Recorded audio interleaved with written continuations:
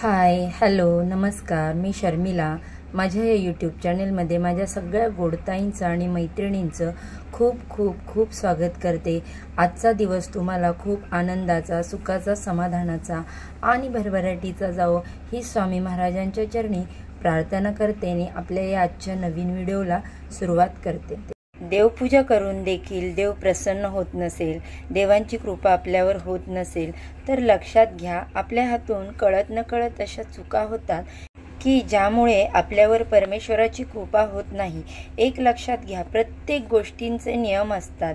जसं की उन्हाळ्यात कडक ऊन पडणारच, पावसाळ्यात पाऊस पडणारच, त्याचप्रमाणे निसर्गाचे काही नियम आहेत आणि अगदी त्याचप्रमाणे देवपूजेचे देखील नियम मांडले गेलेले आहेत।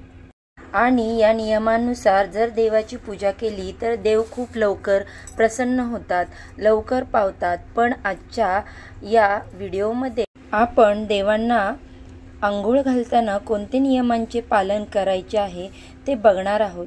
देवांना चुकीच्या पद्धतीने अंघोळ घातल्याने आपल्या घराला बरेचसे दोष लागत असतात। त्यामुळे देवांना अंघोळ घालण्याच्या बाबतीत काही नियम आहेत, ते मी तुमच्यासोबत आज या व्हिडिओमध्ये शेअर करणार आहे। त्याचबरोबर देवांना अंघोळ घालताना आपण कोणत्या चुका करतो हे देखील मी या व्हिडिओमध्ये शेअर करणार आहे। अंघोळ म्हणजे काय तर शरीर शुद्धीकरण, आणि शरीर शुद्धीकरण करण्यासाठी आपण स्वच्छ पाण्याचा वापर करतो। पण तुम्हाला माहीत आहे का, कित्येक जण हे देवपूजा करताना आपल्या देवाऱ्यातील जे देवांच्या मूर्त्या, टाक किंवा फोटो जे आहेत ते असे खाली जमिनीवर काढून ठेवतात। पण हे असं करणं अत्यंत चुकीचं मानलं जातं। देव कधीही असे जमिनीवर काढून ठेवायचे नाहीत। ते देवाऱ्यातून काढल्यानंतर एखाद्या दुसऱ्या तामणामध्ये घ्यायचे आणि त्याच्यामध्ये ते ठेवायचे असतात। आणि त्याचबरोबर आपण देवांना एकत्र तांब्याच्या तामणात घेतो किंवा घंगाळ्यामध्ये घेतो, पण ही देखील चुकीची पद्धत आहे। आता तुम्ही म्हणाल, हे कसं काय चुकीचं? देवांना अंघोळ घालत असताना आपण त्यांना तामणात ठेवून वरून पाण्याची धार लावतो, त्यावेळी या पाण्याचे शिंतोडे जे असतात ते दुसऱ्या देवांवर उडतात। म्हणजेच थोडक्यात काय तर उष्ट पाणी देवांवर जातं। आता तुम्ही मला सांगा की आपण अंघोळ करताना एकमेकांचं उष्ट पाणी वापरतो का, किंवा दुसऱ्याचं उरलेलं अंघोळीचं पाणी वापरतो का?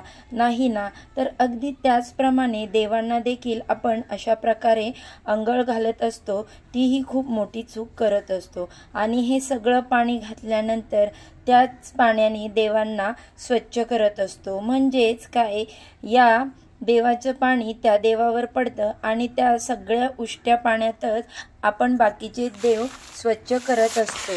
त्यामुळे बरेचसे दोष आपल्या घराला लागत असतात। त्यामुळे एकाच तामणामध्ये किंवा एकाच घंगाळ्यामध्ये देव असे बुडवून एकत्र धुवू नये। तसेच देवांना अंघोळ घालण्यासाठी काही जण दुसऱ्या पद्धतीचा वापर करतात, ती म्हणजे तांब्यामध्ये देवांना बुडवून अंघोळ घालतात। आता ही जी पद्धत आहे, देवांना एका तांब्यामध्ये पाणी घ्यायचं आणि त्याच्यात बुडवून अंघोळ घालायची, ती पण चुकीची पद्धत आहे।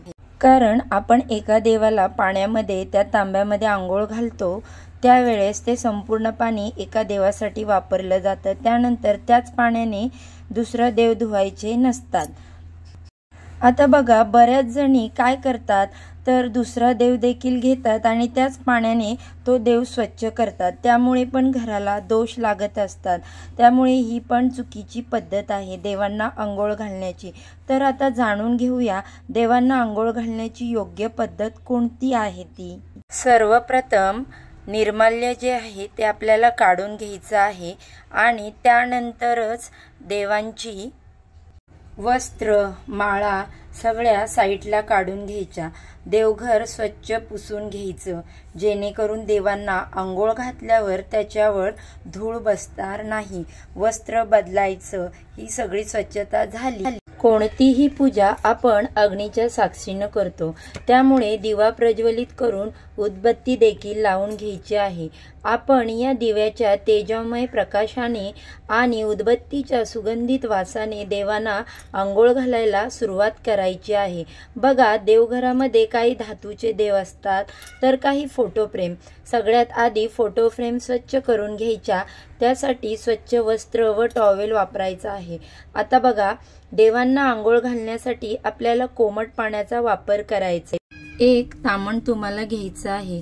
आता तुमच्याकडे दुसरं तामण असेल तर त्यामध्ये देव काढून घ्यायचे आणि एकेका देवाला अंघोळ घालायची। देवाला अंघोळ घातल्यानंतर कधीही देवाची मूर्ती किंवा टाक हे खाली ठेवायचं नाही।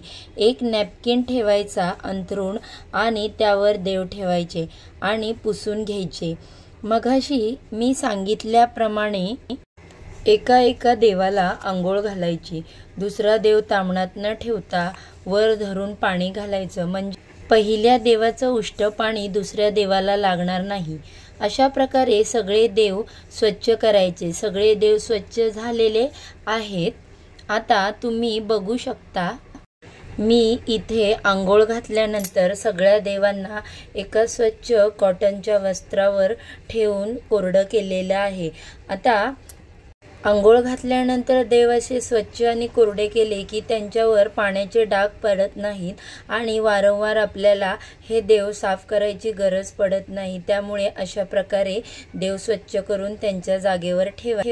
आता देवांना अंघोळ घातलेल्या पाण्याचं काय करायचं आहे, तर बऱ्याचदा आपण हे पाणी तुळशीला घालत असतो, पण तुळस ही एक देवता आहे, म्हणून उष्ट देवांचं अंघोळीचं पाणी तुळशीला घातल्यामुळे देखील घराला दोष लागत असतात।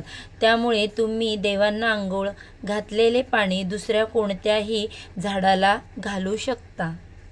तर देवांना अशी नियमांप्रमाणे अंघोळ घातल्याने तुम्हाला कोणतेही दोष लागत नाहीत। या नियमांचं पालन तुम्ही कराल तर याचा नक्कीच तुम्हाला लाभ होणार आहे।